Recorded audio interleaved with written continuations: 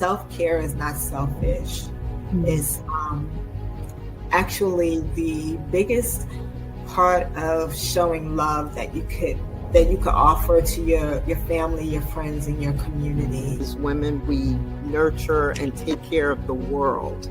And so it's just so important to make your health, your self-care numero uno. So get around people who are going where you want to go and who are where you want to be. And that's exactly what I did. I wanted to be in real estate, so I got around people who were doing things in real estate that I wanted to do. So you might not be able to move things around or change what happened to you, but if you can change the way that you see it and how you're reacting to it, there's a way. Just do what you have to do. There's no excuse. This morning, I knew that if I didn't get up at 4 in the morning and clear out my emails and do everything that I needed to do.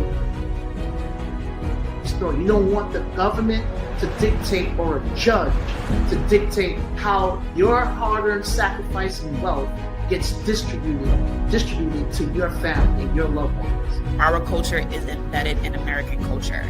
There are people who come to America and engage in American culture, which is Black culture. So Juneteenth is really about Black culture, and it's about celebrating us, celebrating the different diasporas of Black people, even the dialects.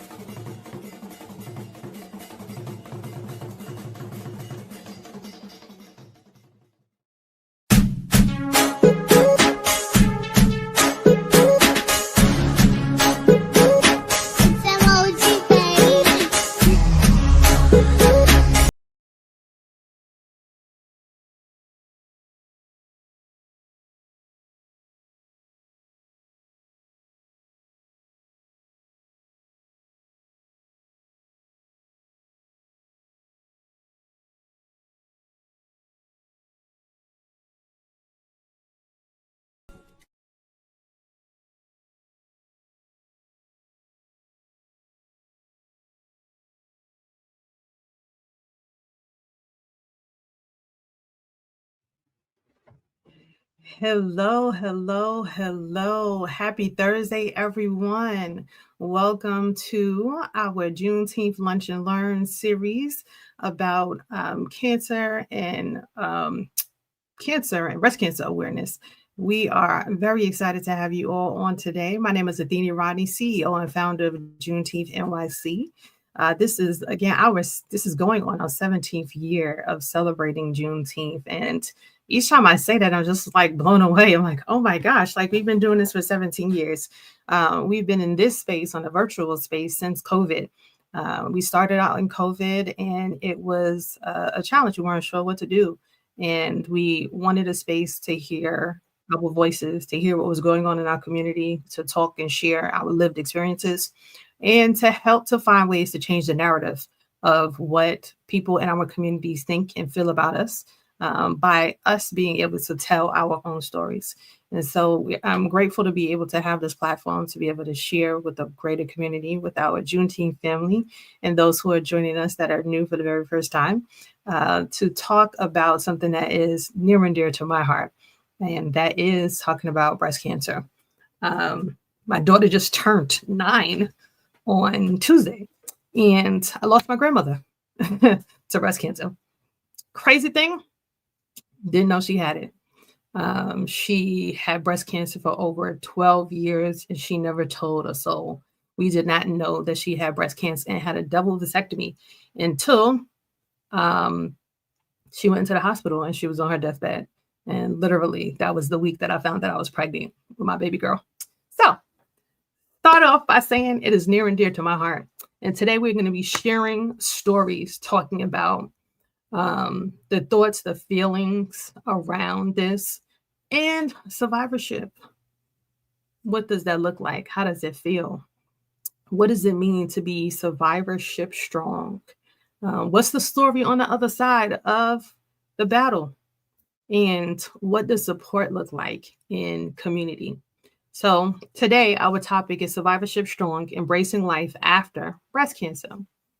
This isn't a story just about survival.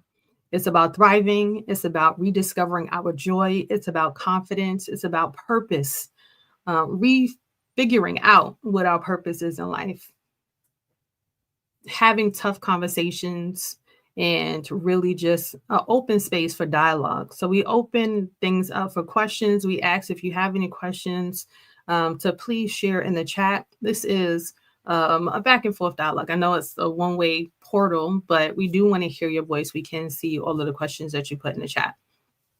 So I'm going to start to introduce some of our speakers for today. We have some really great speakers. One that I was pleasantly surprised to have with us to join. So I'm going to go and first invite Ms. Suncera Johnson to the stage. She is a self-taught media professional, producer, and best-selling author whose story is one of unwavering faith and triumph. From producing for major television networks and helping build Jay-Z's life and times to overcoming personal loss and breast cancer, Suncera continues to inspire through her advocacy and spiritual works. Her upcoming book, I Have Cancer, Cancer Doesn't Have Me, is a testament to faith, strength, and survival. And we welcome Suncera on to the stage. Hello, welcome. Thank you. Awesome. It's great to have you. I'm going to bring our next person on, Kisha Barton, a breast cancer survivor as well, advocate and global communication strategist with over 15 years of experience leading communications for major brands and nonprofits. Kisha uses her platform to encourage women, especially women of color, to take charge of their health. And through her powerful journey from diagnosis to survivorship, she reminds us that healing is not just about recovery, but about using your voice and living with confidence. Kisha, would like to welcome you to the stage. Hello. How you doing? Hello. And thank you for having me here. I'm excited to be here. We are grateful to have you. And thank you for saying yes to being in the space with us. And lastly, we're going to have Dr. Angela Williams, a licensed clinical social worker, certified doula, and professor at both Stony Brook University and NYU. I'm not sure how she does all of that, but with her research, any of you do all of this, with her research rooted in healthcare inequities and social identity in childbirth, Dr. Williams is deeply committed to promoting equity and improving birthing experiences. After being diagnosed with breast cancer in early 2025, her advocacy took on an even greater mission, empowering others to embrace healing, hope, and community. And let's welcome Dr. Williams to the stage. Thank you. Hello. Glad to be here.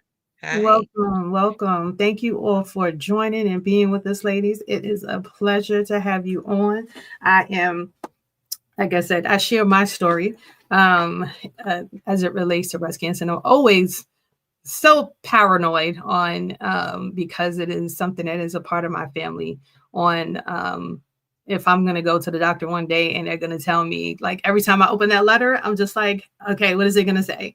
So I would love to start off by even just hearing your story about what was your experience when you first found out that you had breast cancer? And we can start with Suncera first.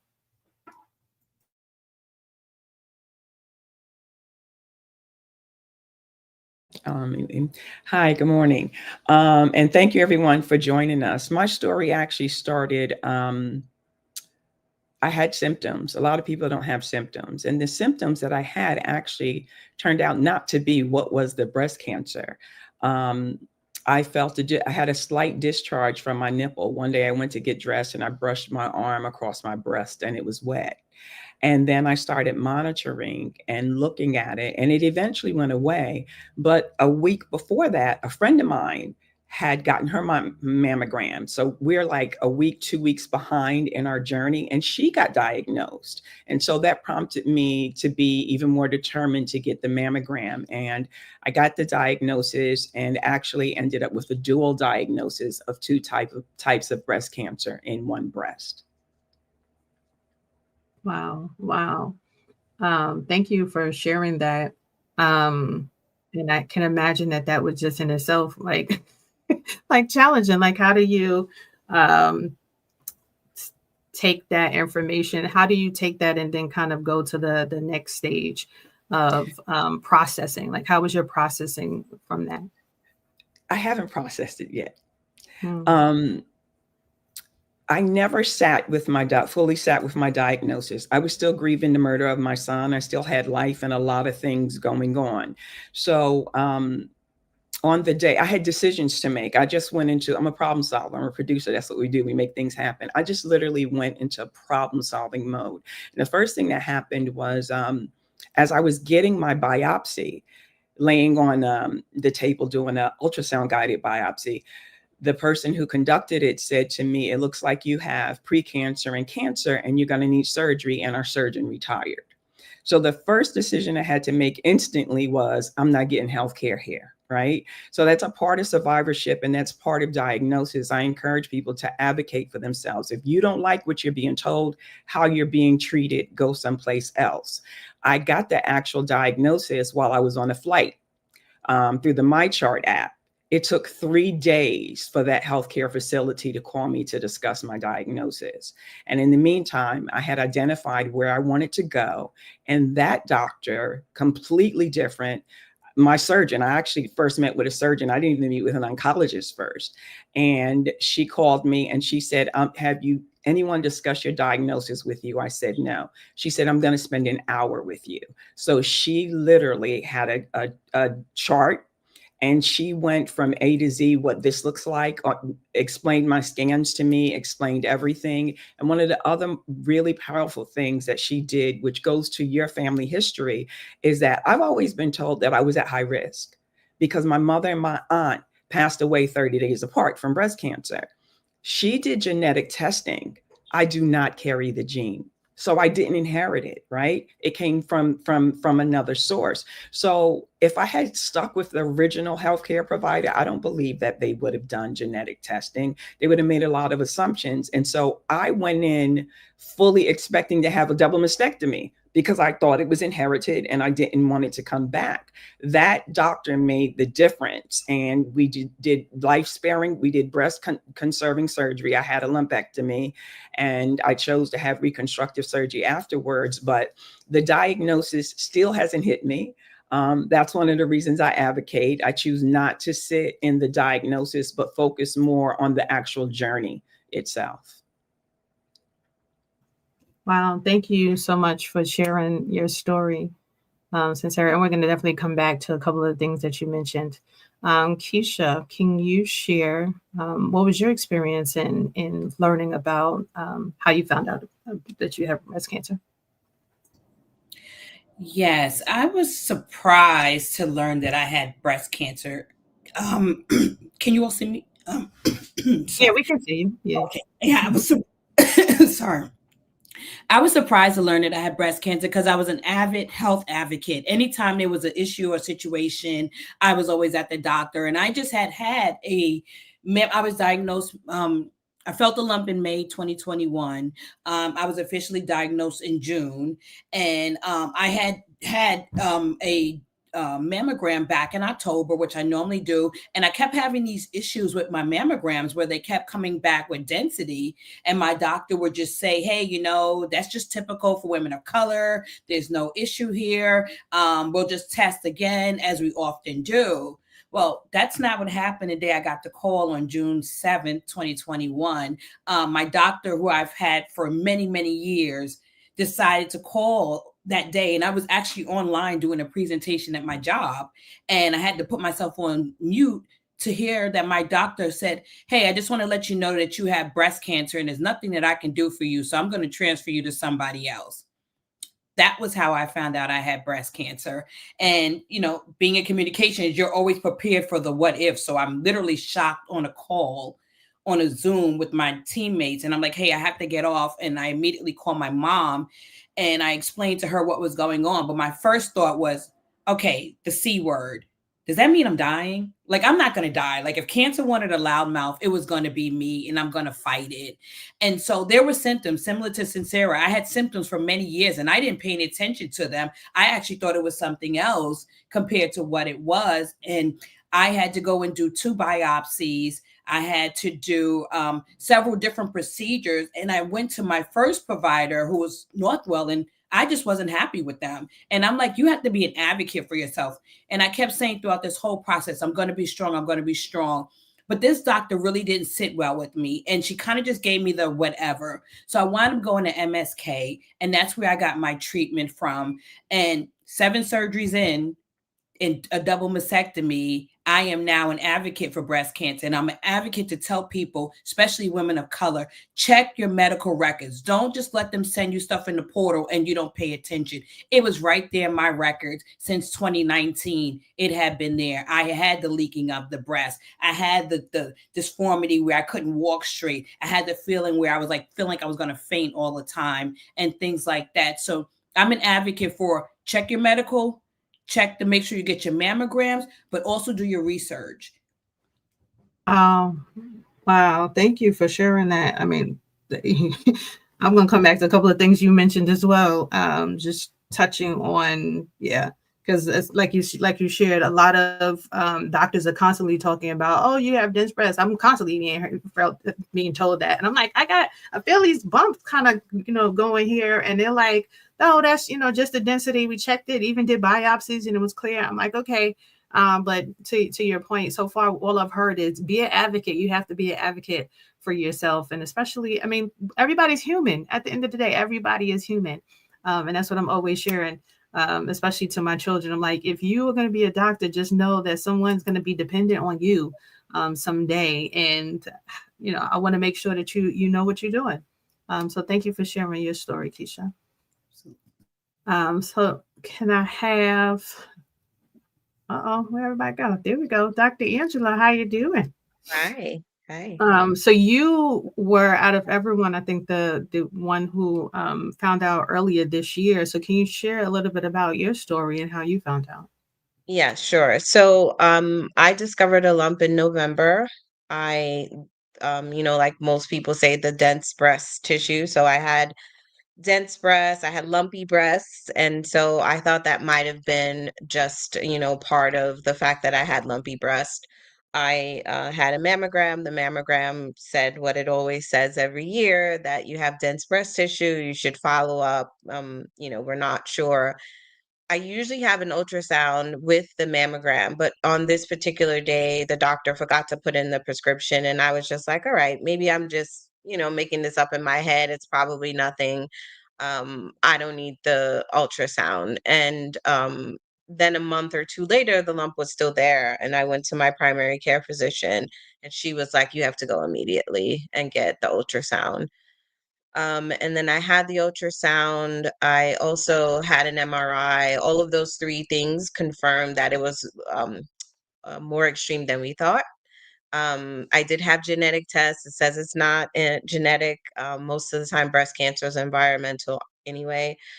But I was in my last year of getting my doctorate when I was diagnosed. And I remember one of the times that I was getting a result, I was like, listen, my presentation is on Thursday.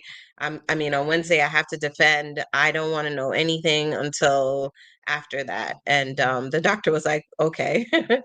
But when I did find out, I always say that, I called people. I called my friend, Sabrina, who's my sister from another mister. And she was like, I'm coming right now and I'm coming to get you. And I think that support is so essential. And when you have people around you that are helpful, it makes the difference. And then I have, these 2 girls that I had to figure out how I was going to have this conversation with them, a 23-year-old and a 15-year-old. And I think that might have been, the toughest part for me, because my mom died when I was 21.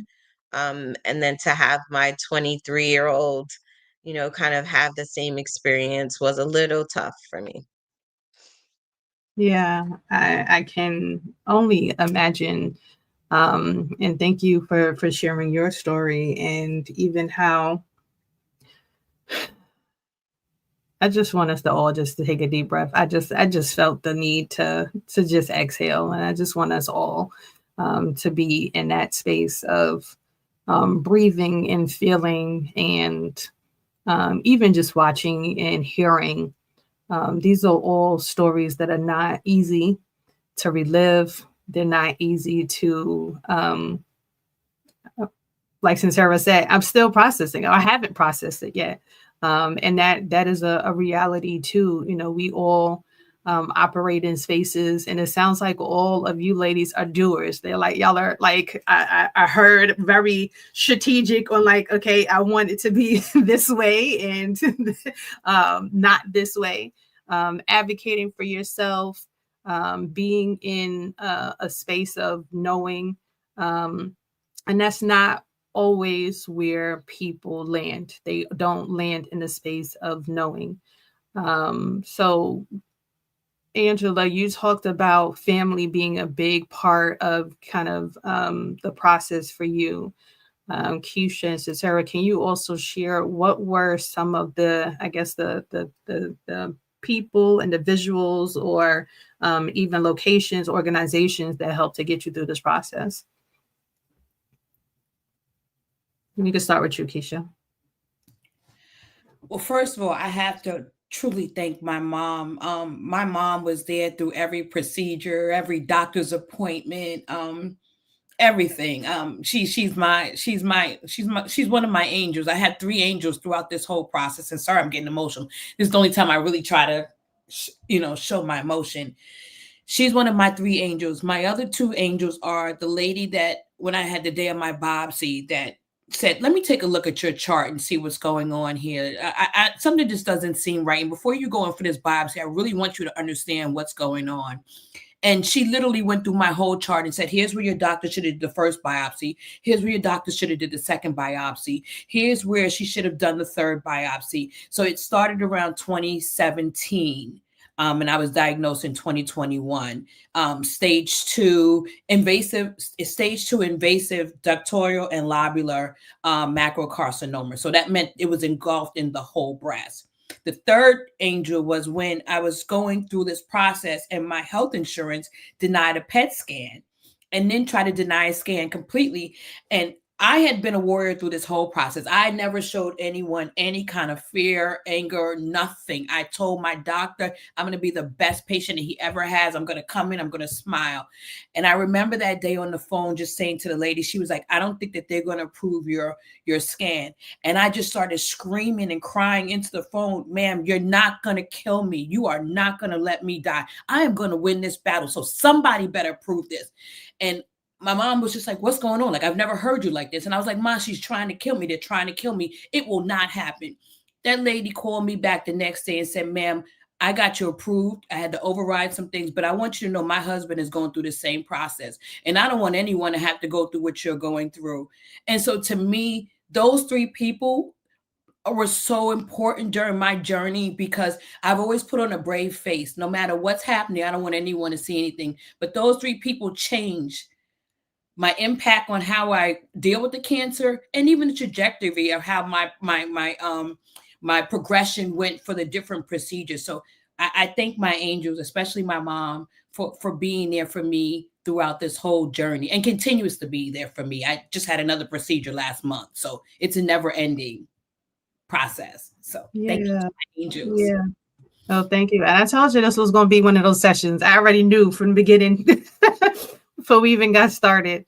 Suncera and then Angela, who were your support system during this time? Right after my diagnosis was I did a Zoom call with what I call my girl gang, my closest friends. And they were absolutely there for me in every sense of the word. I went to MSK Memorial Sloan Kettering as well. I live in South Carolina.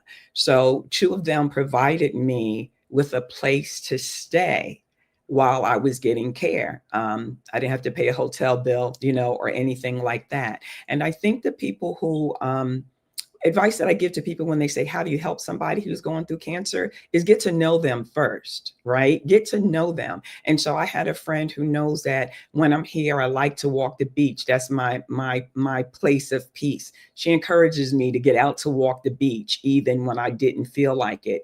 But through the surgeries and everything, I had my closest friends there. I had my daughter there. I even had a friend who, they would send meals, they would send food. I had a friend who lived several states away, and she had a friend who lived near where I was staying at my friend's house, and she had her bring my favorite meal to the house. So those little things mattered. But I also knew that with my friends, that if I wanted to cry, I could cry. If I wanted to express those emotions, I could do that. So I was able to share my frustrations in a safe space. Because one of the things that happens is sometimes our people are more afraid for us than we are, because they don't know the ins and outs of your treatment or whatever. I remember one of my friends, when I had to have radiation, she just started crying. And I said, what's wrong? And she's like, all those chemicals are going to go through your body. And I had to break down to her what the importance of radiation was, why I made the decision to have it. And I think the other angels for me were my doctors. Every step of the way, from my surgeon to my oncologist, they made me feel like it was my decision to make. If I didn't want to get radiation, I had agreed to do the 5-year pill, but my doctor said, listen, I'm gonna write this prescription before you start radiation. If you decide not to get it, start taking it right away. If you decide to get it, take it after radiation. So that really empowered me and added to my ability to be resilient throughout the process, because what I didn't know, my doctors know, and I leaned very heavily on them. And I do want to shout out the Breast Cancer Research Foundation, because they are doing tremendous work. They're working on disparities in healthcare, but I was able to reach out to them and get information very early. I got diagnosed January 16th. March 7th, I had my first surgery. And then March 12th, I had my second surgery. And I had questions, and I was able to go to their website, avail myself of their resources. They have tremendous information. And that helped me not to be as concerned about my diagnosis and to adopt the mantra, I have cancer. Cancer doesn't have me. I was not going to let cancer win. I love that. I have cancer. Cancer doesn't have me. I really love the fact that you had a mantra. And I've loved the girls circle. Like, I've been hearing about these girls circles a lot lately, and hearing just the having sessions, having them just come over and kind of do girl group therapy sessions. And I can imagine that those were really amazing. You did bring up something that I want to come back to, but I do want to hear Dr. Angela's response first, and then I'll come back to a question about sharing your story publicly. So Dr. Angela. Yes. So as I mentioned, my daughter's constant support, my 23-year-old, who's actually named after my mom. I think that she's here for that reason, not just my daughter, but just like the extra love that my mom would have given me. My father, I had a circle too of people who prayed. We prayed every week, right before my surgery, leading up to the surgery, after the surgery was very helpful. I had a friend who came to stay with my daughters while I was in the hospital and while, I was in surgery. I think that that's so key, to have, a circle of people around you. I happen to have a very good work situation where, I could take time off. So that was good. But I think, what's most important was important for me was to be authentically myself in every space. And so I didn't want it to be a secret. I wanted people to know because I wanted to be authentically myself. And if it meant crying or, yelling or whatever it was, I think that, that was helpful for me to have that. Like my daughters threw a bouc voyage party for me right before I had, my surgery, and it was like so much fun, and just to be surrounded by all these women and men too were at the event as well. But yeah, it was good. I love that. So what is a boob voyage? Yeah, so it's like saying bye to my original boobs, since I have new boobs, and yeah, so it's just like a goodbye to it. Got it. Okay. Well, thank you for sharing that. That's interesting. I write down all these terms. Um, let's start with you since you're on. How comfortable were you sharing your story publicly? I know, like I said, my grandmother, she never told us. Even when she was in the hospital on dying, she's like, I don't want you to say anything to anybody. And I'm like, Grandma, like people need to know you're like dying. Like, we just gonna say, oh yeah, she died. She was in the hospital for like 2 weeks, and that was kind of it. I was like, no, that's not. Like I still have the message that she sent me. Like she called and was like, baby girl, I just don't want you to tell anybody what we spoke about, okay? And I'm just like, I can't do that. I can't do that. Like, in good conscience, I just can't do that. So, and I know she's a lot older, old school, but a lot of those remnants still surface within us Yeah. today. So, can you share, like, how did you feel, or was there any reservations about sharing it publicly to individuals? I believe that any challenge that God has given me, it is for me to do something for it. And one of the things that my little thing that I think about is the song that says, if I could help someone along the way, then my living won't be in vain. And so that is the approach that I take to this, that my role is to help someone along the way. And if I'm quiet, I wouldn't be able to do that. And so um I didn't hesitate about sharing it with people. I think sometimes it gets to be a little much, like if you share it and then everybody's asking you how you're doing, and that kind of thing. But you have to outweigh it. It's like I get to talk to some people about it who might be thinking about things differently, or I could just kind of stay to myself. But I didn't hesitate. I definitely wanted to tell people what was going on. And especially, I was in my doctorate program. Like, they needed to know I'm not going to be able to show up for some stuff, y'all, because I'm going through chemo and my brain is not functioning the way that I would like for my brain to function. And I'm trying to finish this doctorate. So I definitely didn't want it to be a secret. I also, shaved my hair very early on in the process. And I was like, people are going to be looking at you like, why are you shaving your hair? You would be surprised at some of the things that people say to you. Like, what's that about? Why'd you do that? Like, because I have cancer. Oh, yeah. So Wow. I can only imagine the questions or the thoughts. So Sarah, what about you? Were there any reservations or thoughts or concerns about sharing publicly? Absolutely. And mine was because, one, I was still dealing with the grief of my son being murdered.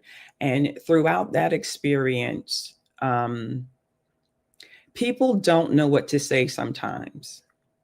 And they think they're helping you. And what I've learned from that experience and this experience is that we as a society tend to want people who are suffering in any way to have grace for other people when they say things to us they shouldn't say.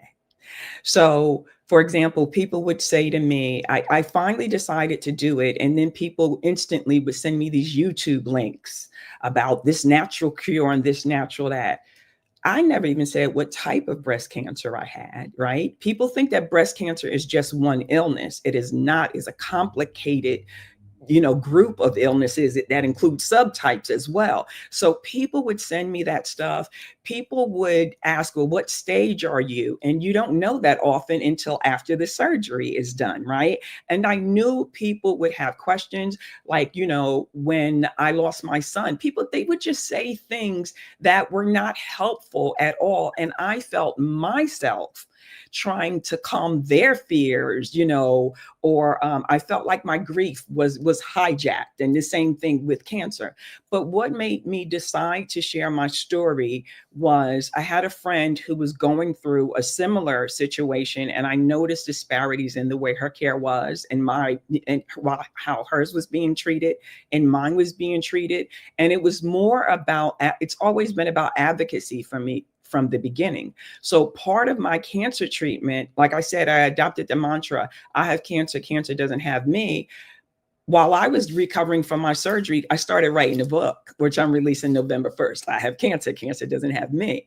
And I decided to share my story and to educate people at the same time, because I don't want them to be in situations that I found myself in. I don't want somebody to think that a doctor says to them, you need to do this, you need to do this, and it doesn't feel right for you, and feel like they can't make that decision. I want people to make informed decisions. I want to educate people about cancer, and I want to take away the stigma of the C word, like someone mentioned earlier. People think it's a death sentence. It is not. There have been so many improvements. Again, Breast Cancer Research Foundation, I love them because they are doing the research, and I have benefited from their research. A lot of people say no to chemo right away. And while it's a personal choice, I don't know if people are aware that now there's actually a test they do after your surgery.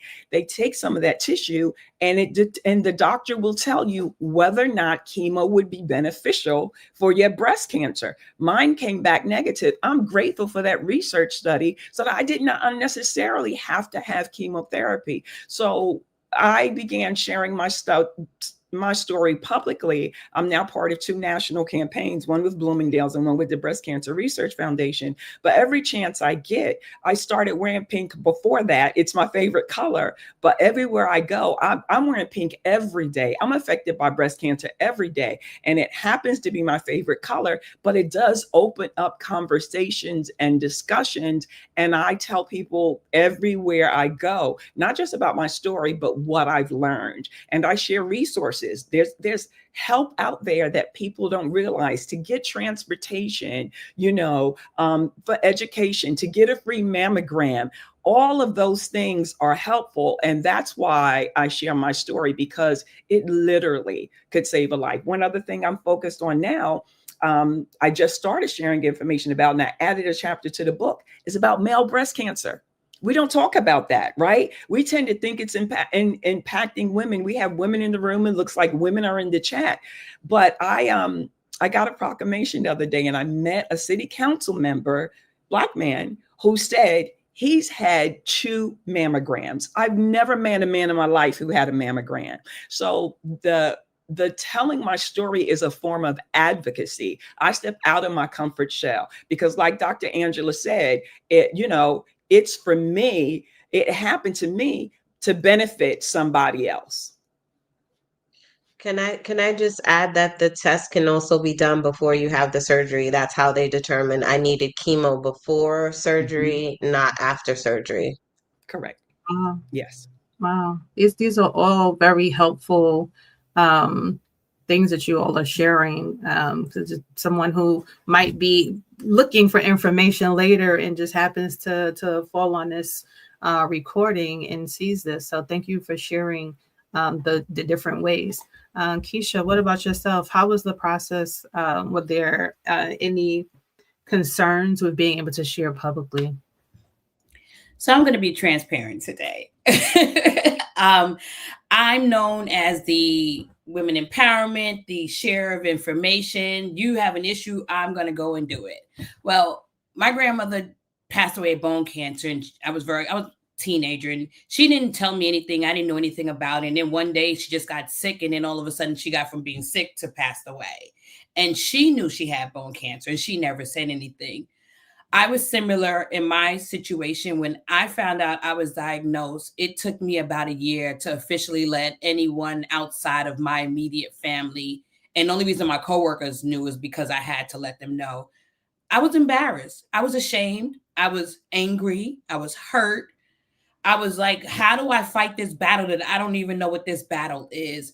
And the person in me that normally would want to share information was just so angry. I'm still processing it. It's 4 years later, but I didn't share. I didn't. It took a while to be able to be comfortable with just knowing what I was dealing with, to be comfortable with knowing the disformities in my body, to be comfortable with knowing with all the procedures that I had to go through. And then one day, after I got my 1 year clearance that, I'm cancer free, I said, you know what, I got to share this information. I got to share this with people. And come to find out, somebody I knew had just been recently diagnosed. And so I was like, oh, here's everything you need to know. I'm sorry that I held this back so long. That could have potentially helped other people. So I do regret not sharing earlier. I do think that you don't want the stigma of people feeling sad for you. I told one cousin and he just cried. And I'm sitting here like, dude, I can't have this right now. Like, I'm going to a procedure and I need you to be strong as I can be strong. So it kind of deterred me a little to want to share, because I knew they were coming from a good space, but it was just, I was in a space where I was like, I can't handle battling this and then getting all of the maybe not, what are these feelings, how are you feeling, because people don't know. They're like, oh, you're strong, or oh, you should be lucky you found it early. It's like, I am, maybe I'm not lucky that I'm happy that I found it early. Maybe I don't like this life now that I know post-cancer life. Maybe it's a little different for me than it would have been for someone else. So it was a disconnect for me at first. I really was just like in denial, but we're going to fight this. But afterwards, I've been an advocate for it. And this year has been my first year since I've been diagnosed that I've really started to talk about it, because I feel like if I don't, there's going to be another woman that was in my situation that could have possibly had it detected earlier, or not even detected at all, and could have just bypassed all of this. And as I say to my friends and to those I know, you don't want to be a part of this club. It's not a fun club. It's an ever life-changing club. And I will now continue to talk about it more freely and feel comfortable about it. Well, I thank you for getting to the space where you can talk freely about it. And I know that, like I shared, is not always everyone's story. So thank you for your transparency, because just hearing everyone's different perspectives and how you went about it is been beneficial to those who are listening. So I'm going to dig in the weeds a little bit. So I think all of you kind of mentioned the comments. What was your biggest, oh no, they did not just ask me that, or no, they did not just say that you heard after sharing your story? Kisha, you want to start us off? You went last time. Well, that's a good one. Oh no, they did not just that's a good one. I think possibly that would have been like, oh, well, now that the cancer's gone, you can just go back to being yourself, and everything should be fine. Like, you're okay now, you're great. And I'm like, girl, if you only knew. Like, I am Kisha 2.0 now, and I'm still trying to figure out who Kisha is, because every day is a different day for Kisha. So it's like the perception of, oh, it's gone and you can just go back to doing what you need to do. And it's like, I can't. I will never be the Kisha that I was on June 6th, 2021. This is a new Kisha. And every day it's a battle to be this new Kisha. Mm-hmm. Wow. Kisha 2.0. Thank you. Dr. Angela.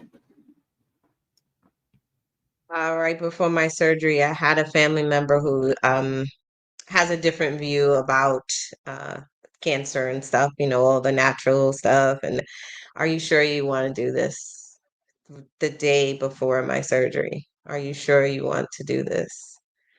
It's like, absolutely. And thank you so much. However, that question is not helpful to me in this moment. Yeah, thank you. Yeah, those gut wrenching, like make you question your whole thought process. Like I have been grappled with all the pros and cons leading up to this point. Like, thank you, but no, thank you. Suncera, what about you? I think I can relate closely to what Dr. Angela said, because people were coming with, have you tried soursop? Because my uncle's cousin's brother neighbor had prostate cancer and that helped him. But there were two other things that really annoyed me. One of them was, ooh, at least you don't need chemo or a mastectomy. And I was already dealing with type of a survivor's remorse. I lost two friends to cancer to breast cancer in the past 2 years, and they had long, difficult journeys, triple negative breast cancer that kept coming back. And it minimized, for me, it felt like they were trying to minimize my experience, or what I call hijack my grief, right? And there's no comparison. Like, cancer is cancer, period, right? The second thing that may come as a surprise to a lot of people is when somebody told me I was strong. And I'll tell you why. Because I didn't have an option, right? To get strong, to build muscles, that's a painful and grueling process. You actually have to break down your old muscles in order to get new muscles. I didn't choose cancer. And the message to me felt like, if you're congratulating me on being strong, what does weakness look like? If I cry, if I'm depressed, if I'm sad, I don't have an option. I'm actually fighting for my life. So the word that I prefer is resilient, right? To me, strength gives more attention to the experience I went through. Resilience about the power that I possess to overcome it. And that was something that and I find myself explaining to people. One of my friends came over, and she just kept saying, I just admire your strength. And she caught me on a day, and I just started crying and say, please don't call me strong. And she was like, why? What's wrong? I said, because does this look strong to you right now? Like, this is how I feel. My life, as Kisha said, my life will never be the same again. And I think the other thing that people say, well, at least you're cancer free now. I've been cancer free since March 7th, which was the day I had the lumpectomy to remove the cancer. They successfully removed it, and it hadn't spread to any lymph nodes or anything. Survivorship is another stage of cancer that people do not talk about, right? I had fatigue after radiation. I don't have it as much now, but I'm on a pill for 5 years. I have fatigue from that. Fatigue is not you go to sleep because you're tired and you wake up. Fatigue is no matter how much I sleep, I am tired. On top of that, I have brain fog. I'll forget a word. I'll forget in the middle of a sentence what I was talking about. I've been doing public speaking for years without notes. I need notes now because I want to make sure that I'm hitting the bullet points that I need to hit. So there are so many things, like Kisha said, I can't go back before January 16th, the day I got my diagnosis. And truth be told, the symptom that I had, the discharge, it had stopped by then, right? So my life was completely different before then. And in some aspects, the survivorship is the hardest part for me than it was the surgery and everything else. I'm still healing from the surgery, right? But the side effects, the after effect of it, the way that people look at you like, poor thing, you had cancer, it's survivorship is a stage of cancer that rarely gets talked about, and you won't understand it unless you've been through it. It's almost like when my son was murdered, I had somebody say to me, I know how you feel because my sister lost her son the same way. Stop trying to compare my experience to yours. If you have not had this experience, you do not understand. And even then, while we have some shared experiences, some commonalities, each of our journeys is our personal journey. So there's some things they have experienced that I have not experienced that I won't ever experience. I'm fine with that. I'm okay with that. And like in the comments, this is not a cancer competition. It is not. It's our lived experiences. And allow me to share what I want to share, when I want to share, how I want to share it. Everybody don't have to write a book. Everybody doesn't have to be an advocate, right? Let people live their lives and make their choices. Yeah, you so you hit on my next question, which is, what is survivorship strong? What is that? What does that even look like? How does that show up for you personally? So I'll let you start, Suncera, and then we'll go to Kisha and Angela. So for me, survivorship is a redefining. I think someone said it early, like Kisha said, Kisha 2.0, it's a redefining of my life. It's a redefining of my life's purpose. So this survivorship journey, being an advocate actually helps me because I continue to learn and educate myself, right? There's no guarantee I'll never have cancer again. I love God. If I'm breathing, 99.9% of the time I'm praying, right? I prayed a prayer when I was younger. I used to pray it all the time. God, please reconstruct my DNA because I had cancer history, had diabetes history. God reconstructed my DNA. I don't have the gene, right? I still got cancer. So survivorship for me looks like helping others. When I help others, it makes me feel good and it makes me feel better about my journey. It helps me find purpose in my journey.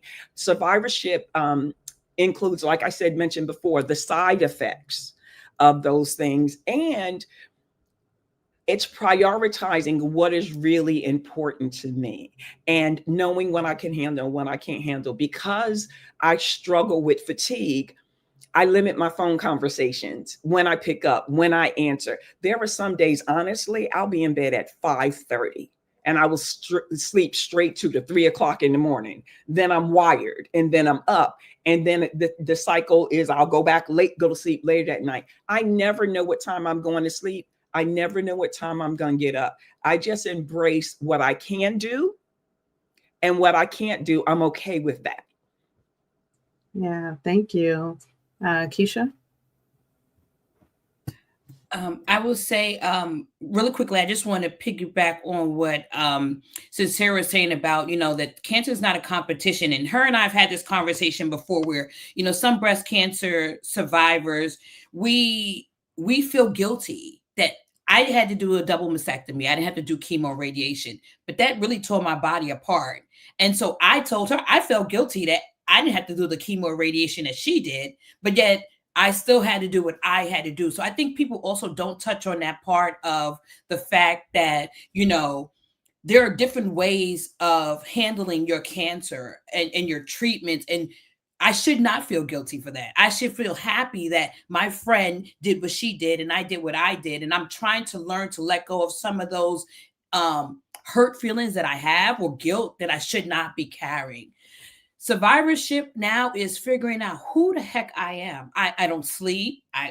She knows, Suncera knows, I'm up. I have horrible insomnia. I have the brain fog. I have the hot flashes. I had to take this medication for 10 years and I'm really struggling with that.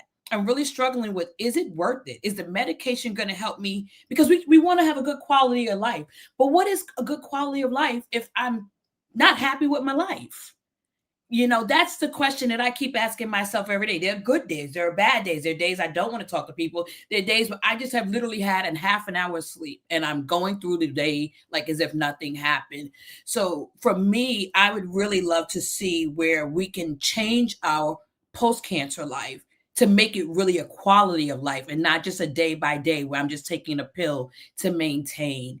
And so I do appreciate organizations like the Breast Cancer Research Foundation and the way that they do the research to show us how we can change our way of life. But I don't know what survivorship will look like in the future. Right now, it's a day to day for me, hour by hour.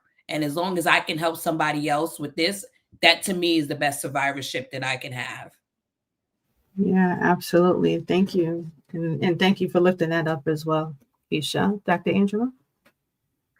Yeah, so I just rang the bell on Monday with finishing radiation. So I think today is 4 days into survivorship or whatever, however many days into survivorship. So In terms of what it looks like, all of the things that the two panelists talked about, the brain fog, the not feeling yourself, chemo actually put me into chemo-induced menopause, and so I have hot flashes and I can't sleep at night, and all of those things, and my bones hurt. People always laugh when I say this, but I was a fake runner. I did 10 to 15 races every year. That was my thing. And so I'd like to get back to doing that. Today I ran a full mile without stopping. That has been, like one of my, and it's, it doesn't sound like a lot because I used to do like 5 to 10 miles, but the 1 mile just made me feel so good about myself. So I'd like to continue running. That's part of it. Definitely spreading my message. I love when Suncera talked about the fact that the strong word, just like when it's said, I'm like, ooh, I just like one of my friends keeps saying, well, after this, you're gonna be the strongest you've ever been. I'm like, what does that even mean? I don't know what that means. So yeah, I just think that I'm gonna be different and that I will continue to spread the word and talk about it. I'd like to support people that want to be supported around this, and also really educating people about some of the stuff that the research foundation talks about, like breastfeeding helps to reduce breast cancer. Most people might not even know about that, and I think that those things are important, especially as Black women, for us to know about. Wow, thank you. Thank you, ladies. We are coming up on the hour. So I'll give you all a moment to just share as we close out any advice or anything that you feel like you did not get to share during this time that you would like to share with someone who may be going through navigating or recovering themselves. And I'll let you start first, Dr. Angela. There are resources, as was mentioned before, like you can get rides to chemo or radiation. I think, taking advantage of those resources are important. Your mindset is so important, like, really thinking about what this journey might mean for you. I would also say, like I mentioned in the beginning, Black women have dense breast tissue. Don't just go by the fact that they tell you have dense breast tissue and, okay, so just follow up next time, making sure that you get an ultrasound with the mammogram. And if there are things that you find that, might be off, to make sure that you follow up with that. And, yeah, I just think that it's important for us to be on top of the things that are going on with us, because many of our doctors are not on top of it. And it's important for us to be on top of it too. And lastly, I would say someone who's struggling with it, even if you don't want your message to be out there for everyone, find somebody who you can talk to, because doing it alone is just so difficult. I don't know how your grandmother did it, but many of our grandmothers did it, and our mothers and stuff like that, because, we don't want people to know our business and that kind of stuff. And I get it. That time was that time. Um, but I would say for those people that are on, get somebody, talk to somebody and get some support. Thank you. And we, after COVID, I feel like we live in a time now where it's more natural to be able to seek a therapist or outside Right. counsel, even if it's not somebody immediately, someone who you would think has a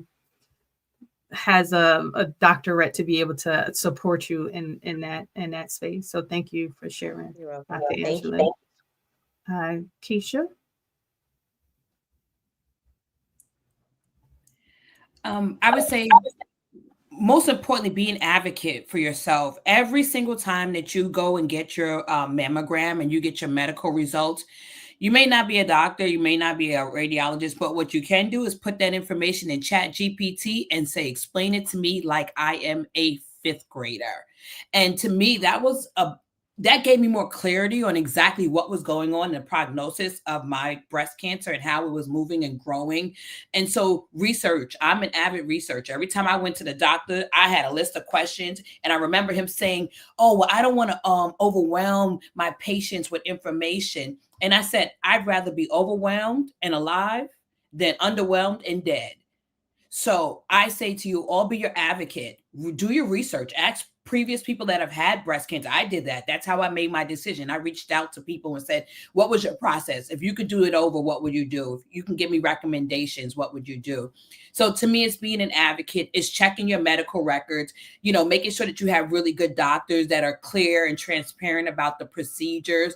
And then if you do happen to join the club, which I hope you don't have to join the club, it's giving yourself grace and mercy. If you want to share your story, that's great. There'll be a time when you feel like you may want to, but have mercy and grace on yourself. That's what I'm really learning right now is that, I used to be all things and everything. And sometimes like Rice Global Enterprise said, I'm just differently abled right now. And I need to give myself grace and mercy for that because I know I'm still Kisha, but I'm just this new Kisha and I have to move forward with that new life. So whether it's work, whether it's friendship, whether it's whatever, give yourself grace and mercy and, this too shall pass. Yeah, absolutely. That grace and mercy is definitely necessary in everything because we get real hard on ourselves and it causes more stress and causes more of our body to start to attack itself. So thank you for sharing that. Absolutely. Suncera? Kind of piggybacking off of what Dr. Angela said, it's okay to not be okay. It's okay to be in your feelings. It's okay to cry. I remember I cried 2 points at 2 points. The first was after I got off that table and the doctor told me I was going to need surgery and the surgery wasn't there. And then the next date that they wanted to schedule for my follow-up was the anniversary of my son's passing. And I cried then because my son, before he passed, actually saw cancer in me and I didn't have it then, which is a different story. But I cried then. But then after radiation, I just remember being so fatigued. I literally had to sit myself down and look up the definition of fatigue to be able to accept that as my reality. Nobody could tell me about it. They tried to explain it. But once I looked it up and accepted that reality, I cried and I mourned. I mourned over the energy I used to have, right? I mourned and grieved for the loss of the body I used to have. So it's okay to not be okay.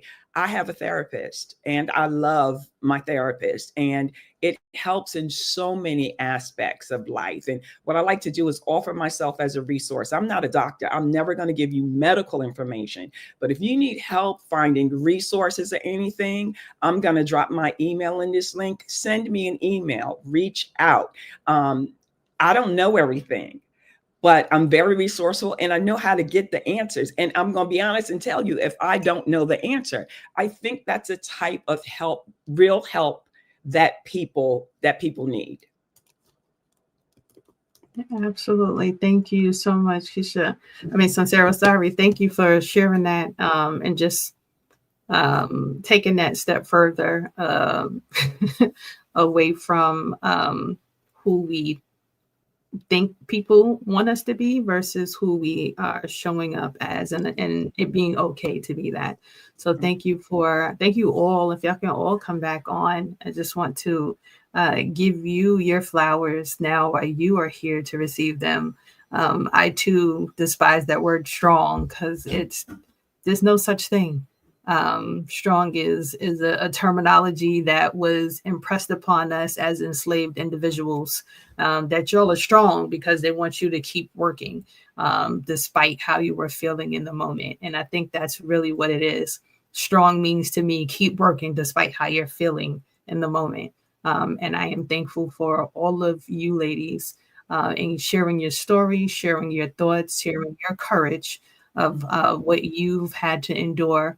And what you're still enduring as your 2.0 versions of yourselves, and helping others to prepare themselves for that process if that becomes their story, as Kisha shared. So thank you again for joining us. Today has been a blessing for me, and I hope it was a blessing for you that you got to share. This link will be live. You continue to share it to others so that they can also hear and can learn. If you have a way that you would like for people to get in contact with you, please share it in the chat so that we can post it on our page. We always like to be a resource for other people in some form or fashion. And it's okay not to as well, because I do understand that there's a space of overwhelm, and we never want to add an undue burden to anyone. But there are resources that are available. There's ChatGPT, like you all shared. That's my second best friend. And I'm like, you can tell it to dumb it down so that you can understand whatever is being shared to you. So thank you again. I appreciate you. I don't know all of you, but I love you. And I just, again, want to say thank you. And here's your flowers from myself, my organization, Juneteenth NYC, to you all. Thank you. Thank you. Thank you. Thank you. You are very welcome. Thank you. You're welcome. You're welcome. So I'm going to close this out. So I'll send you all backstage as I close this all out. We're a little bit past the hour, but that's okay. This was some good information to share. And so thank you. So I hope you all got something out of today. Like I shared, I know I really did. It was a lot of conversation in the chat. We have a number of people who have been watching. I haven't even been paying attention to our Instagram page, but I know who a lot of people that were on there and that were sharing their story. Our guests have shown us that there is light on the end of the storm, and that beauty, purpose, and endless possibilities do give light from our pain through shared stories, through sisterhood, through pain. We've proven that strength, not being strong, but strength, resilience is what we heard today, right? Doesn't end when treatment does. It evolves into empowerment. So we thank you. We honor our warriors past that are no longer here, our warriors who are still fighting the fight, and our warriors to come. And like I shared, we thank you. We support you in the fight, and keep surviving this together. So stay united in hope, healing, and heart. We love you. Have a blessed rest of your day and a great weekend. Athenia Rodney, CEO and founder of Juneteenth NYC. Be blessed, everyone. Bye.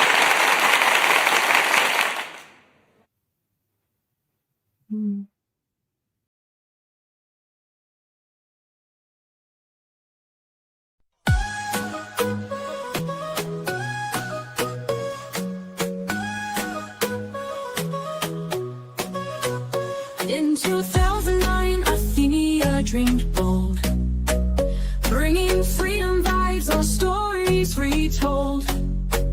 In the heart of NYC, the rhythm pure and free, Juneteenth shines so bright for all to see. Steel drums and golden lights dancing through the night. Register now at JuneteenthNY.com.